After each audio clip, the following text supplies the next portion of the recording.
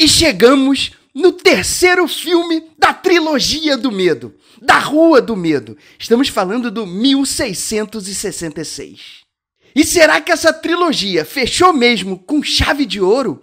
Será que mereceu todo esse hype que a Netflix colocou em cima desses 3 filmes?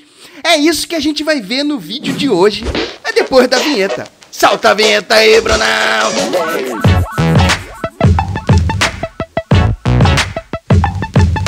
Fala, meus amigos do canal Séries em Série! Eu sou o Vinícius Saboia e hoje a gente chega pra fechar todas as análises de Rua do Medo. Chega pra falar do 1666. E se você caiu de paraquedas aqui no Séries em Série, já vai deixando seu like, porque isso engaja a gente bastante a trazer muito conteúdo top pra vocês. E se é a primeira vez de vocês aqui, porque tava procurando algo em relação à Rua do Medo, já se inscreve aqui no nosso canal, porque toda semana, quarta, sexta e domingo, a gente traz um conteúdo top com dicas de séries e filmes pra você colocar na sua lista. Lembrando que, no vídeo de hoje, como é o fechamento, a gente vai falar com spoiler, porque a gente vai trazer exatamente tudo aquilo que trouxe de enredo para esse final. Então, se você não gosta de spoiler, dá um pause agora, vai lá assistir o terceiro filme e depois você volta aqui. Lembrando que a gente já fez 2 análises essa semana ainda de Rua do Medo da primeira parte e da segunda parte, sem spoiler, trazendo tudo, toda uma análise crítica, mas sem entrar, sem aprofundar tanto na história, para não perder a graça para você ver o filme, para você saber se coloca ou não na sua lista. Aí vai lá assistir esses 2 vídeos que a gente colocou lá. Mas vamos lá começar falando de sinopse desse terceiro filme. A gente viu nas cenas pós-créditos do segundo filme que a Dina vai para 1666 através dos olhos da Sarah para acompanhar toda a história do que realmente aconteceu no início de toda essa maldição. Só que no ano de 1666, coisas estranhas e bem macabras começam a acontecer lá na cidadezinha, no passado, do dia para a noite. E de uma hora para outra, tudo começa a recair sobre os ombros da Sarah e da Hannah. E a partir desse momento, as duas começam a ser caçadas pela cidade, pelos moradores dessa cidade, por conta de serem acusadas de bruxaria, de serem bruxas, e para serem enforcadas, e a partir desse momento toda a maldição que eles acham que existe, que na verdade existe ali dentro de Union, né, que é a cidade, o nome da cidade lá no passado, que eram as 2 cidades, Sunnyside e Dashville, juntas. Então Union tinha essa maldição e eles achavam que enforcando as 2 a maldição iria acabar. Mas não é bem assim que acontece, e as coisas começam a se desenrolar de uma forma bem macabra e desenrolando toda a história que a gente estava acompanhando lá desde os primeiros filmes. Agora a gente chega para falar de forma mais analítica sobre Rua do Medo, principalmente 1666. E aí, quando a gente chega para falar dessa história, uma coisa eu preciso deixar bem claro aqui para vocês. Se todo aquele terror que foi colocado em relação ao primeiro filme, a parte mais sanguinolenta que teve ali no segundo filme, nesse terceiro filme, tudo isso deixa a desejar. Eu me arrisco a dizer que para esse terceiro filme, todo aquele gênero de terror cai por água abaixo. Mas a gente vai falar um pouco mais à frente sobre o que aconteceu. Mas de cara saibam que se você vem pro terceiro filme esperando ver todo aquele terror de slasher e tudo, isso vai ficar devendo pros próximos vídeos que a Netflix venha trazer pra gente. Mas vamos aos fatos. De início, o filme começa bem explicativo e trazendo pra gente toda a história do que aconteceu lá no passado para que essa maldição realmente começasse. E de início também, o filme já deixa claro pra gente quem é o verdadeiro assassino, ou quem na verdade começou todo o ritual que desencadeou nessa maldição.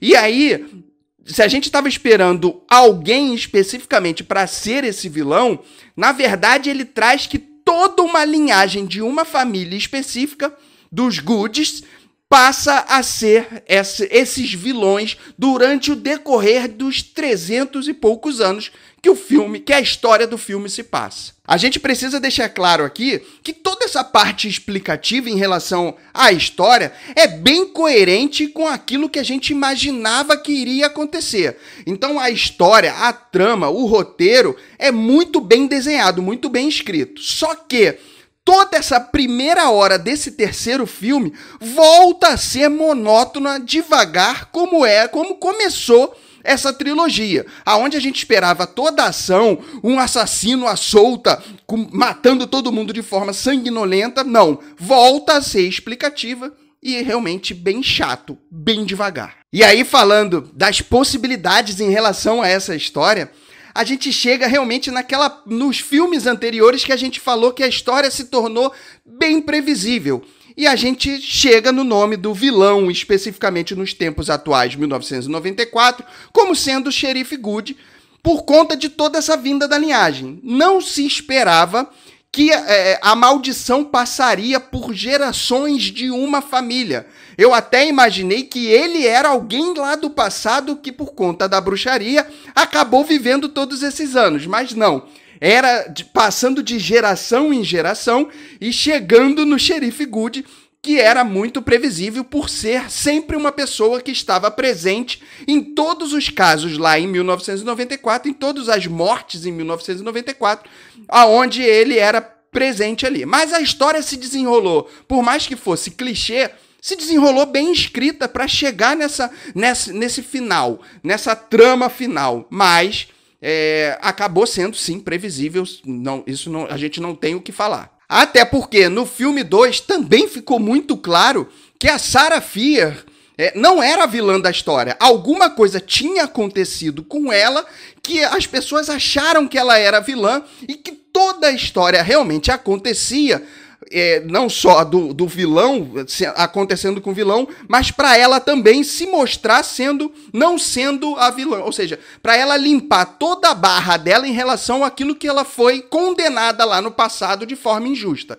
Então, ao mesmo tempo que o vilão tentava seguir com as mesmas maldições e as tradições, ela seguia no decorrer dos anos tentando salvar a pele dela e acabar com o verdadeiro vilão, ajudar a acabar com o verdadeiro vilão. E aí, quando o filme chega no último terço, ou seja, nos minutos finais, na meia hora final ali, toda a ação retoma aí já no ano de 1994, com o fechamento dessa história nos tempos atuais. A ação retorna, mas não de forma aterrorizante, como foi no filme 2. Ela retorna até de uma forma bem engraçada, até de uma forma divertida, essa acho que é a palavra exata. Então, o filme sai de uma parte monótona para uma parte divertida, fugindo da parte aterrorizante. Em alguns momentos, nas cenas finais, em que eles botam algumas armadilhas ali para pegar os assassinos sobrenaturais ali, eu vou te falar que me lembrou aquelas armadilhas que Macaulay Culkin botava e Esqueceram de Mim. Realmente deixou bastante a desejar quando a gente fala em gênero terror. E aí a gente entra num filme de ação com alguma emoção, até algum suspense, mas de forma alguma parte cômica, uma parte bem adolescente, bem juvenil. Como ponto alto, a gente deixa o romance da Dina com a Sam, que fecha com uma cena bem clichê, em que a Sam consegue se desvencilhar ali dela tá presa e ir atrás da Dina, porque ela tá possuída para matar a Dina, e quando ela consegue pegar ela para tentar matar ela se lembra do passado, de tudo que elas viveram, e isso acaba se sobressaindo em relação a ela estar possuída. E aí, essa cena, apesar de ser clichê, acho que deixa o ponto alto do que a história realmente quis trazer pra gente, com relação à própria diversidade que desde lá de 1666 acontece. Ou seja, é uma história que acontece há muito tempo e que só hoje as pessoas estão brigando por essa causa em si. Então o filme foi muito perfeito em trazer essa história, esse romance, de forma como ponto alto desse caso. Ou seja, tudo que aconteceu para Dina chegar ali e querer salvar a cidade dela é em prol do amor que ela sente pela Sam. Isso eu achei que fechou de forma perfeita nessa trilogia. E avaliando de forma completa A Rua do Medo, a gente chega a uma nota de 3 estrelas. Aí eu tô falando de toda a trilogia, tá, gente? A gente chega pra fechar com 3 estrelas. O primeiro filme foi 3, o segundo 4 e agora fechando tudo de forma como 3 estrelas. Até porque é um filme que começou com um ritmo um pouco lento, aumenta a velocidade no segundo filme de forma brilhante, a história se encaixa exatamente buscando aquilo que a gente queria, e no terceiro filme ele é bastante explicativo, mas foge um pouco do gênero. Por esse motivo, se você chega procurando um filme totalmente aterrorizante ou uma franquia totalmente aterrorizante, em Rua do Medo isso acaba deixando a desejar, mas tem uma história bacana que vai te prender, sendo um bom passatempo, um bom entretenimento. E não pode ficar de fora da sua lista, né? Então, já começa a maratonar Rua do Medo, porque são 3 filmes que você pode gostar com uma história bem atual e bem bacana. Só mais um pequeno ponto que eu preciso trazer aqui nesse vídeo é a forma como ele termina a história ali nos pós-créditos. Já chega a informação de que alguém pegou o livro em que tem todas as maldições ali, explicando, ensinando como que fazem todas as maldições.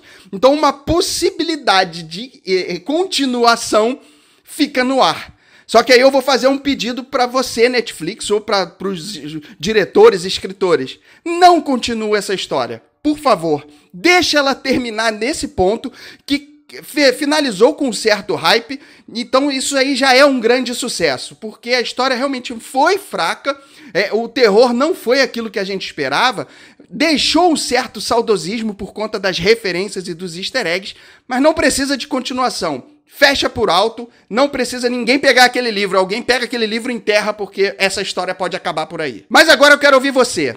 Você curtiu a trilogia? Achou que a história é bacana? E eu que estou viajando aqui em relação à Rua do Medo, achou que poderia ser mais?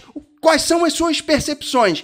Comenta aqui pra gente se você tem percepções diferentes da minha, o que você achou como ponto alto, o que ficou a desejar dos 3 filmes. Coloca aqui nos comentários pra gente trocar bastante figurinha e trazer bastante coisa bacana aqui pra todo mundo possa acompanhar. Não esquece de deixar o seu like e de se inscrever aqui no Séries em Série, porque a gente traz muita coisa bacana pra vocês, inclusive pode ser esse filme aqui, ó, ou esse vídeo aqui falando de uma série, de um filme que você pode gostar para botar na sua lista. Vai lá assistir e aí a gente se encontra já no próximo vídeo. Um grande beijo.